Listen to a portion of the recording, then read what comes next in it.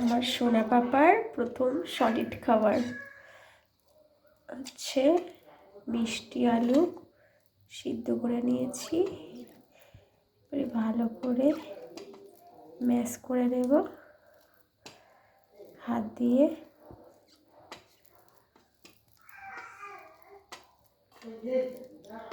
এতটাও হয়তো খাবে না, কতটা খেতে পারে দেখি।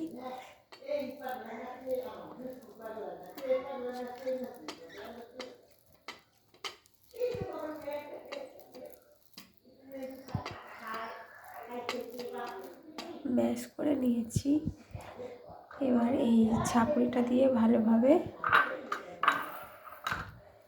এটা আরও ছেঁকে নেব।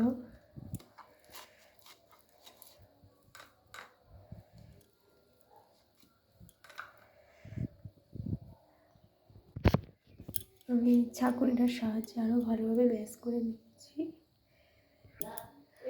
ছাঁকুনিটার সাহায্যে আরও ভালোভাবে ম্যাশ করে নিয়েছি। এর মধ্যে আরও দুটো ভাত আমি এরকমইভাবে দেবো। এই ভাতটাকে আবার একই প্রসেসে দেবো।